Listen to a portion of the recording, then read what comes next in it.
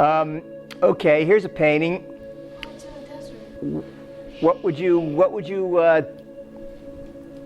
What questions or comments do you have about it?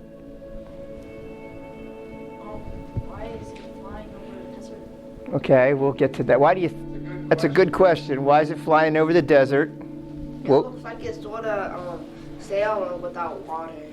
It's sailing without water. Anyone else? It looks like the wind is helping it fly and the sails. It's sailing on the wind. Good. Okay. Well, the first question was, why is it? You got what?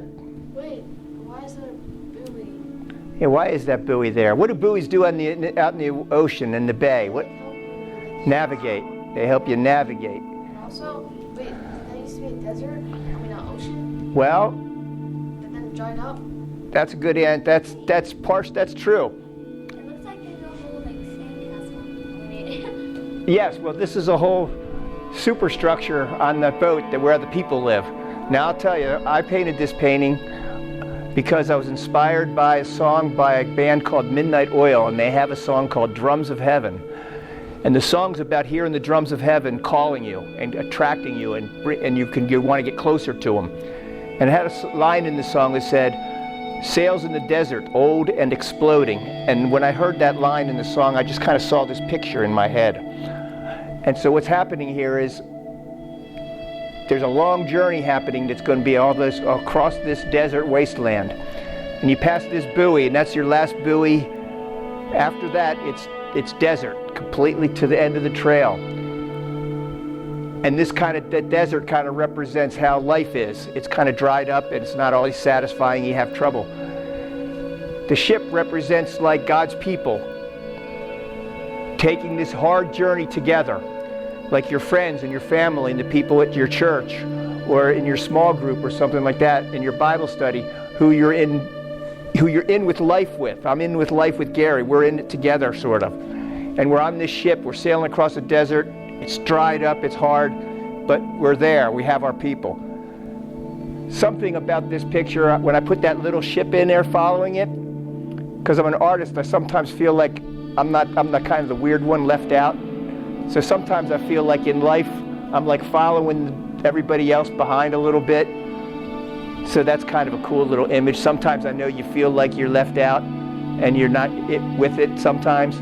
So just picture yourself, you're getting along, you're in the little ship following the big ship sometimes.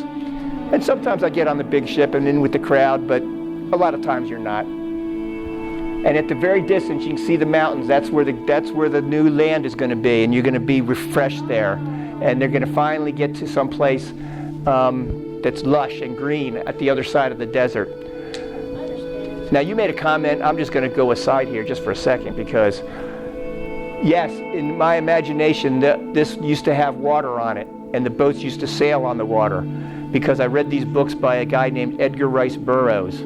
He wrote these books about Mars, and on Mars, in these science fiction books, all the oceans had dried up, and they converted all their sailing ships to flying ships. So it was really cool imagery because they looked like boats that should be on the ocean, but they were converted to flying, so it was kind of cool.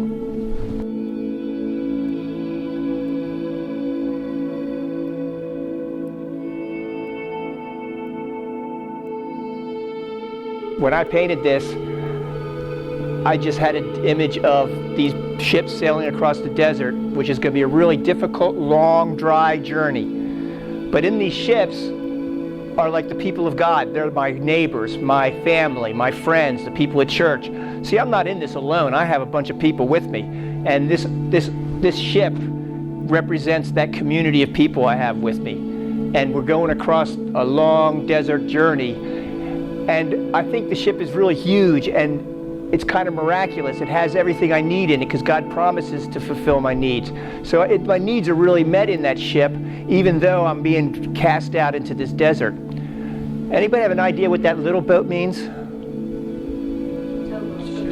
child. A child or a children, a towboat. What else? Who? Something that opposes you. Something that's opposing you? Followers. A follower. Well, actually, when I painted this, that little boat was me. because sometimes I feel like I'm not part of the big ship. I think we all feel that sometimes. You feel kind of like out of it. You're not accepted, you know, for this reason or that reason. See, I've been an artist all my life, so people call me weirdo. I'm used to hearing that. I feel like I'm in the weirdo boat, sometimes following the big boat with all the normal people. But I'm still part of it. I'm still happy to be there. But it's just a little like thing I put in there. It's personal about that little ship being a follower kind of guy. But you can see the distant shoreline where the mountains are. On the other side of those mountains is where paradise is. That's the Garden of Eden. That's where we're all traveling to. And a little interesting story about, I painted this painting, and really when I painted it, I knew it represented a long journey across a desert. Little did I know I'd have a long journey across a desert, because of like the year I finished this painting, sometime in that year I got diagnosed with cancer. So I knew there was going to be a long journey across the cancer desert until I got to the other side. Well, here I'm standing in front of you, so obviously I got to the other side of the cancer desert in my ship. But sometimes I call that my ship of fools, because all my friends are nuts. Those white flags that stick out of the side of the ship, they're for balance. And when the ship goes off balance, they like pump water into some of those flags, and it weighs down one side of the ship or the other side of the ship, depending on what's going on. So it's kind of just my own personal little joke about the painting, so how the ship works. No, that's a buoy. So they have those for navigation in the ocean, and I thought it'd be cool to have one floating. This is your navigational buoy. Once you're past this buoy, you're into the desert for a while. And I like people to go, what's that doing there? It's the last mile marker. That's exactly right. It is the last mile marker.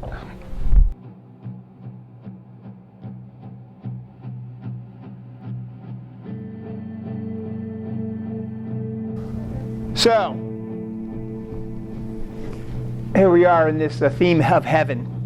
Now, when I first started painting this painting, my idea wasn't, oh, I'm going to paint heaven. It just sort of turned out that way.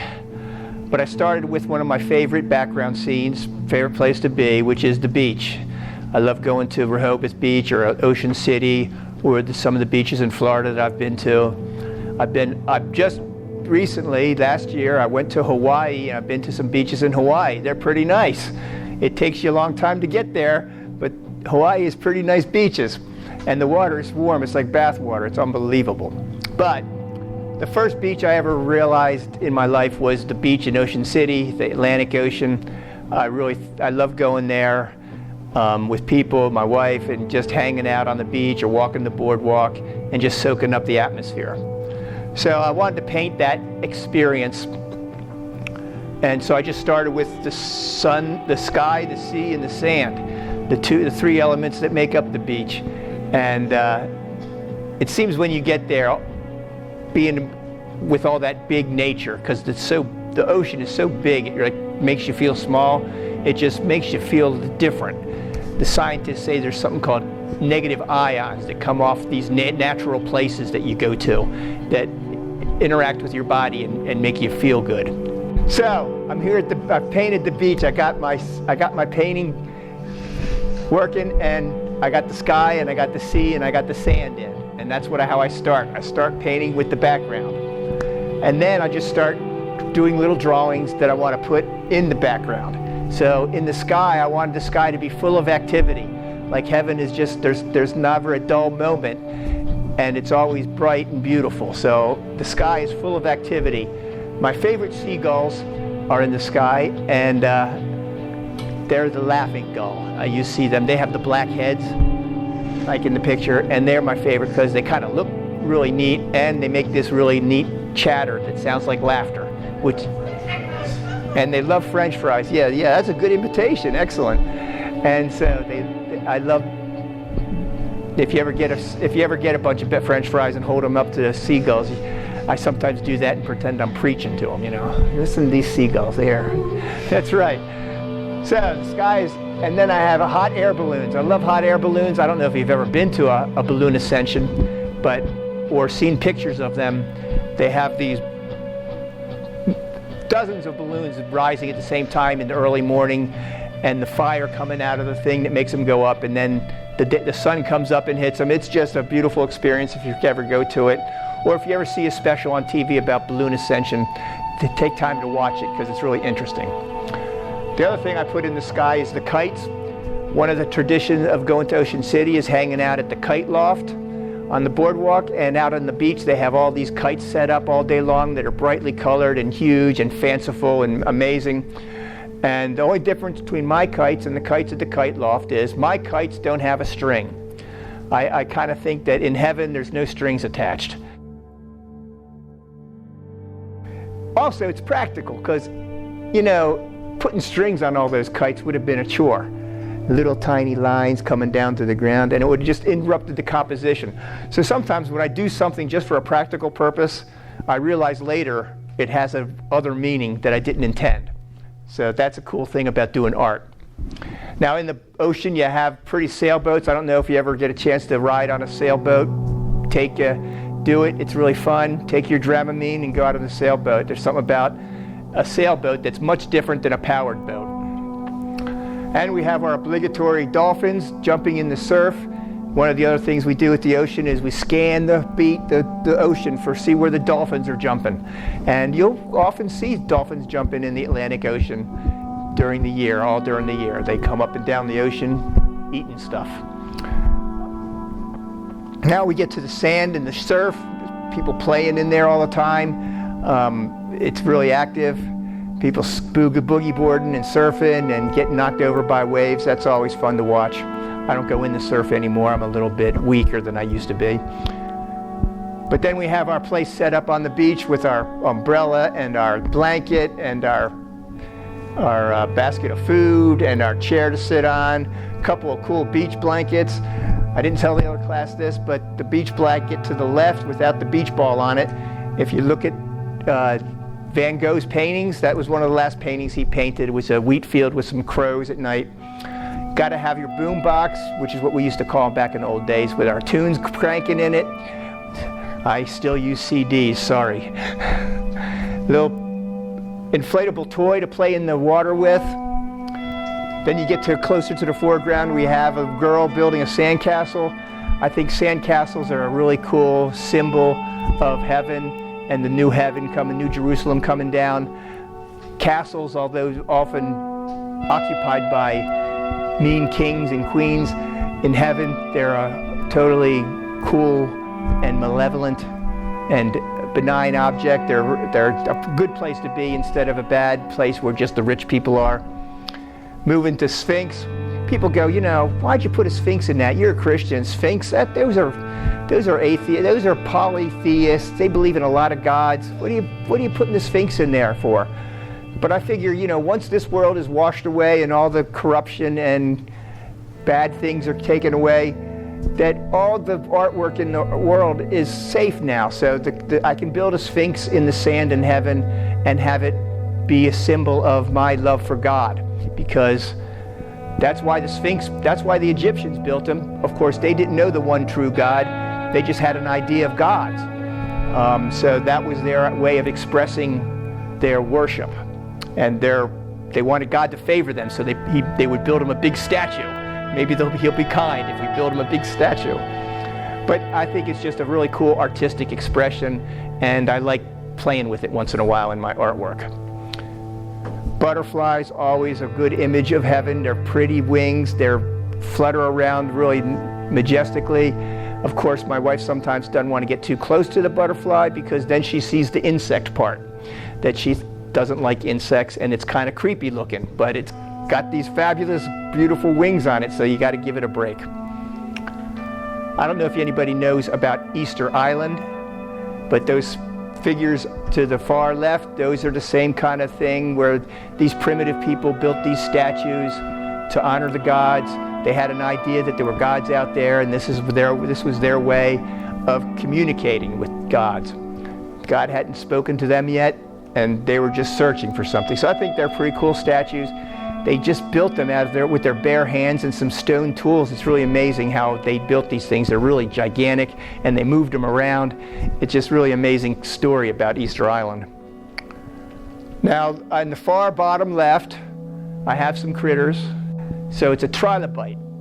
which is an ancient sea creature from in the fossils. So I have fossils of these things. I really like fossils. I think they're very cool. I collect some that I can afford, and they've just been around so long.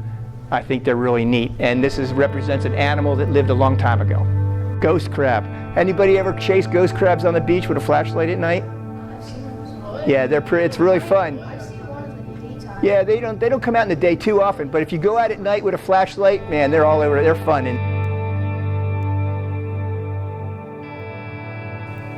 Now, just going back to that theme of trying to represent the idea of heaven with my favorite things in this world, and that is, again, the beach. This Volkswagen Beetle is the first car my wife and I had together, and it's just a fun little car that I always wanted to have one, and we got one, and they always call it a punch buggy, and if you go on the road trip and you go punch buggy green, punch buggy red, it's the first person you see them. It's one of the games we play on long car trips. So my sandcastles are there. Now, I really like dinosaurs all my life, and as an artist I used to try to draw them with the skin on, but I really didn't know what they looked like with the skin on, because all I had to go by is other people's drawings and paintings of dinosaurs with the skin on. So I turned out that I was actually just copying other people's work, and I wanted to do something original that was my own. So I would just go to the Natural History Museum and sketch the skeletons they have, because that's what we have left. We know what they look like. We can go to the museum and see them. And so I thought, that's the kind of thing, that's what God left behind for us to discover and to inspire us. So that's what I'm trying to do with it. I think those skeletons are very amazing, and I love drawing them, and I've done quite a few things with dinosaur skeletons in my life as an artist. To the left, you see those flags. I have some Irish heritage in me. There's an Irish ring. It's called the Clotter ring. It's got a heart, a crown, and hands. And the crown represents loyalty, the heart, love, and the grasping hands, friendship. And I think those three ideas are really cool and important in life. Gary and I have been friends a long time. We have a love relationship that goes beyond, just friendship, because we're tied to Christ, and we're loyal to each other. I think that kind of idea, if you can build friendships like that and build that kind of thing into your relationships, I think that's a really cool idea. And I wanted to represent my Irish heritage, and the flags look a little medieval, which I think is a cool kind of image. And there's a Zeppelin up in the far right upper corner. I think those Zeppelins were really cool. Man just decided to build these huge airships, fill them with helium or hydrogen, and sail them around. This was before airplanes were really popular, but these things were, slow moving and dangerous, and especially when the United States stopped selling Germany helium, Germany decided to fill these things with hydrogen. And this was all before the wars and everything, but they were unsafe filled with hydrogen, and one blew up in New Jersey years ago, the Hindenburg. You might, yeah.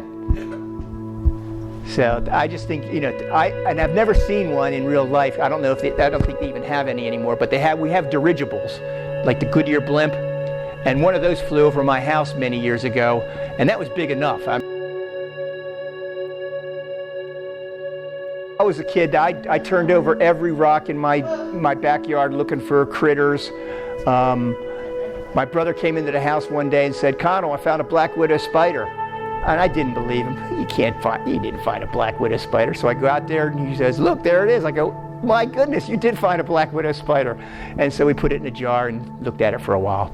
But yeah, I love finding, when I was a kid, I turned over every rock in the neighborhood looking for weird animals. So that's kind of like how I built this picture of heaven. I started with a background, and then I added a bunch of things that I like in life. I think because we can't really see heaven the way it really is, we can only look at heaven with symbols of the world. So really things in the world that remind us of heaven, that's what I put in the painting.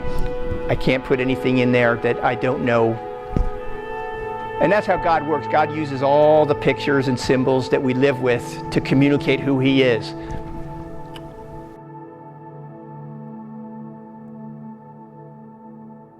Well, not many people see this, but yes, there is a little bit of a dragon in the clouds. Now I didn't make it obvious. I really made it subtle, and I put the Zeppelin over it, so it really is hidden. But yeah, there's a little serpentine thing going in his head. Yeah, his head's here, and his coils are back here. Yeah, it's kind of a sea monster or a dragon. Yeah, it's got that. I kind of put that in there, and honestly, it wasn't going as well as I wanted it to, so I made it really subtle. So it really didn't turn out like I was visioning it, but when that happens to me as an artist, I just work it till it looks good.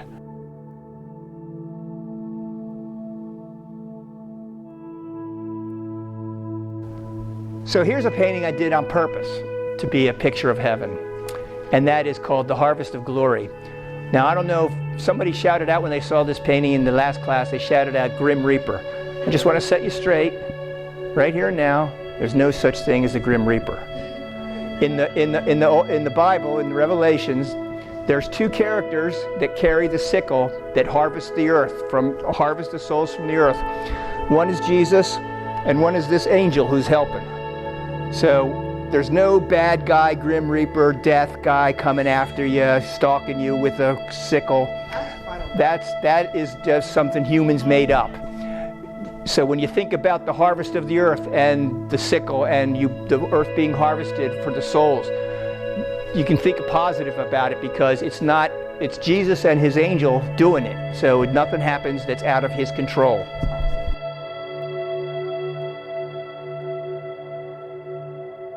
Yes, it's a symbol of harvesting the crops, the wheat, and it's used in the Bible as a symbol so we can understand it, so that, when they harvest wheat, they cut it down and they separate the good stuff from the weeds. And so that's kind of a picture of what heaven's going to be like.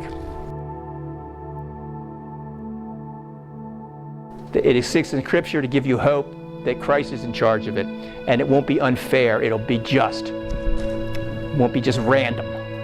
There's no random harvest. I think that's the name of a movie. But the harvest is very specific.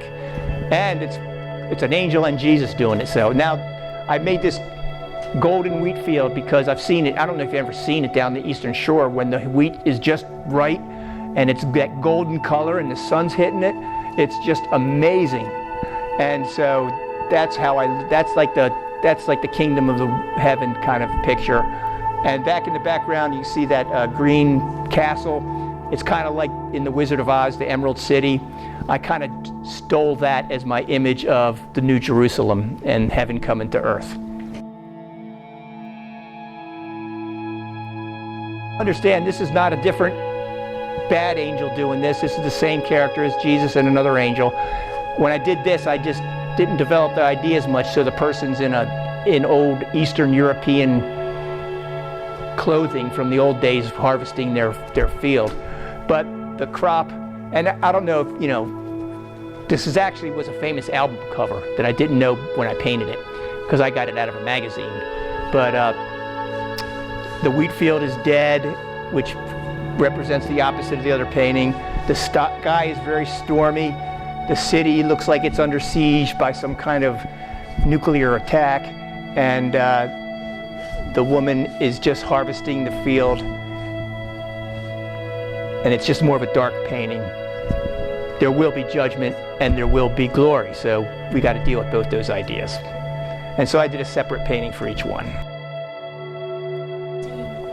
That's God seeing through them. He can see everything. He's got eyes everywhere, just like the red light cameras. I think those animals represent God's characters.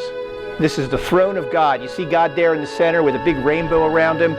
And these 24 guys standing around the altar and the throne, they're like the biggest cheeses in heaven. They're like the most important people, and they're throwing their crowns down to worship God. That's how great God is. That the most important people, the biggest guys, the richest guys, the most important guys, they're throwing their crowns of glory down before the throne because they're not worthy of the honor and worship. Yes, well, and you can look at those animals, and when I look at those animals, I see God's character. I see a bull that's strong and powerful and loyal and works hard and never fails. I see an eagle that flies and soars and can see things from way up high and his amazing animal. I see a man that we're made on God's image, and there's something about us, the way we think, the way we feel, that's like God. And then I see the lion, and I think of how God is the king of the beasts, the Lion King, that he's ferocious, and he can stand up to all his enemies, and he's got all those characters. Plus they have the eyes, and they also have, you can't see in this picture too good, they also have wings, so they can be everywhere. They can be everywhere at once, like God can. So that's and those 7 candles, they're like represent the people of God and how they're at the throne too. See, God's not described, he's just there. So everything around God is described in great detail in chapter 4 of Revelation. So, and I was raised in a Catholic church many years ago, and a lot of times we had these pictures of God that were very symbolic. Just barely looked like a human shape on a throne, just not to give it, too much detail. So I kind of hearkened back to that past of mine to make this image. Well, he probably does. Outside of this scene, now I didn't paint the whole scene because outside of this scene is angels and angels and angels and angels and angels to infinity. And they're all in a big circle. So, and what's important about this picture is the things that symbolize who God is, and not so much the picture of God. They all have wings because I think the wings symbolize how God can go anywhere, be anything, be swift.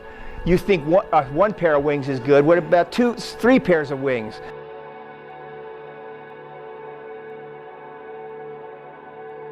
So I think it's really good that this is really kind of my picture of Eden, the present, and the future at the same time, like Gary was saying. I think that's really interesting. Now, the phone booth, could anybody kind of have a guess at why there's a phone booth? Okay, the phone booth is the present. Okay, that's pretty good. It's a symbol of the present. That was a good answer. Now, I'll tell you, the phone booth, yes, you were correct, whoever thinks and would guess that it's the presence of God in your life. What happened next was I painted that phone booth. It's a British phone booth because I really like the look of those British phone booths. Yeah. I really think they're kind of neat looking.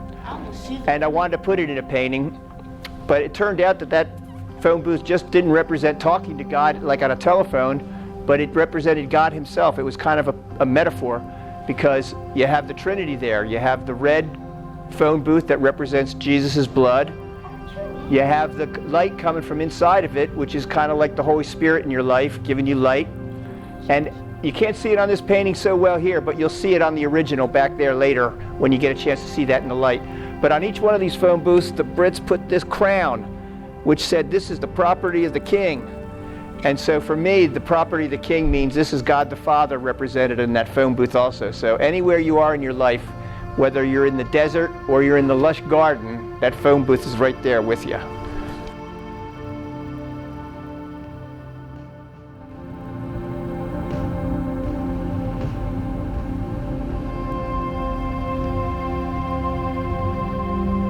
I have another painting, maybe you've seen it, of the phone booth in like a really broken up, destroyed world. And the same phone booth is in that painting. So what I'm kind of saying by that is, this phone booth is the presence of God, and it could be anywhere. Anywhere your life is, so is that presence. So if your life is in a garden day, some days are garden days, and some days are wasteland days. So either way, you still have full access to God's presence in those situations. What's interesting about the phone booth is that it not only became my symbol for God because you could go inside and talk to God like it's a prayer booth, but also that it also really symbolizes God's Trinity really well because it's red, and we could say that symbolizes Jesus' blood. It's illuminated from the inside, and we could say, well, that sort of symbolizes how the Holy Spirit works with us. And then it's not too clear on this picture, but each one of these phone booths have a crown on the top of them. You see that little gold fuzzy thing? Yeah. If you look at the painting later back there, you'll see that it's in the shape of a crown. So all the phone booths have that, and they symbolize that these phone booths belong to the king. So the king being God the Father, in a very weird way, this phone booth can symbolize the Trinity and God's presence in your life, which is consistent. It's not broken down like the rest of nature or the world. Well, usually when I decide to paint or draw something, it's because I'm interested and excited to do it. I usually don't go the other way. I usually don't, unless it's a job.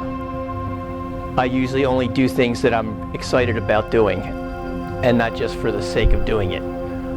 That keeps me from doing some things that I could do, but it's better that way. Now, sometimes I get involved in a painting that is taking a really long time, and it gets a little tedious, and I have to work at it. But I'm always working to get it finished, so I can put my name on it and say that I'm done with that one, and where's the next one?